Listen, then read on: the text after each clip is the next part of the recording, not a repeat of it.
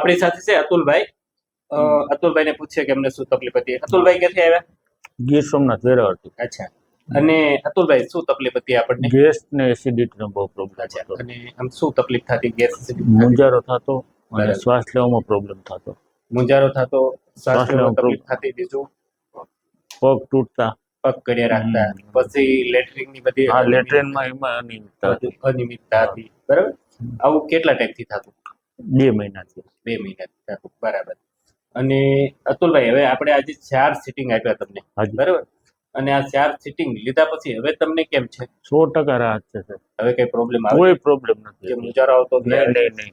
Constipation નહીં, કાંઈ બધા પ્રોબ્લેમ સોલ્વ માં. આપણે જે તમને લેટ્રિન ની અનિયમિતતા થઈ ગઈ તેમાં કેવું છે? એમાં સારું છે. ઓકે.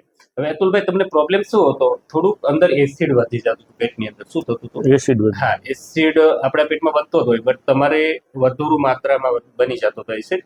એસિડ વધારે માત્રામાં બની જાય એટલે ઉપર ચડે, રિફ્લોક્સેશન થાય. પછી આ તમને છાતીમાં મુંજારો આવતો હતો, આપણે જેને કે ઊંધો ગેસ, ઊંધા ગેસના હિસાબે તમને છાતીમાં મુંજારા જેવું આવતું, બરાબર.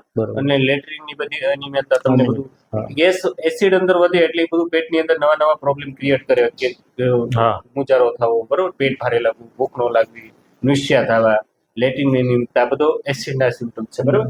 આપણે શું કર્યું આપણી ટ્રીટમેન્ટથી? અંદર એસિડ ઘટે, એસિડને ઠંડો પડ્યો, બીજા હોર્મોનને બધાને એક્ટિવ કર્યા, એટલે પેટમાં આપણે ઓટોમેટિક નેચરલી ફાયદો થઈ ગયો, બરાબર.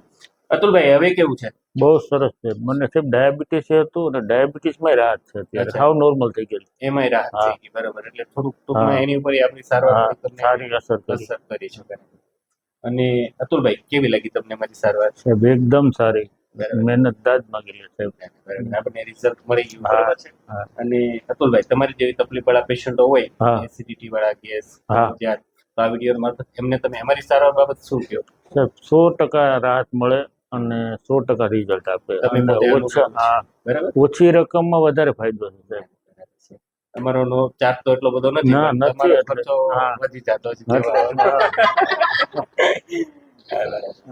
અને અતુલભાઈ, એક તમારો મોબાઈલ નંબર બોલો, અમે વિડીયો મેન્શન કરશું, કે ઘણી વખત પેશન્ટ અમારા વ્યુઅર વિડીયો જોઈને ડાયરેક્ટ તમને પૂછી શકે કે અતુલભાઈ ખરેખર આ રિયાલિટી શું છે, ત્યાં તમે ટ્રીટમેન્ટ લેતા. બોલો તમારો. 77 9 25 3 25. ઓકે. અતુલભાઈ, વિડીયો યુટ્યુબ પર મૂકીએ? અરે મૂકી દો સાહેબ, હું આજે તમને બીજા પેશન્ટ મોકલાવ્યું છે.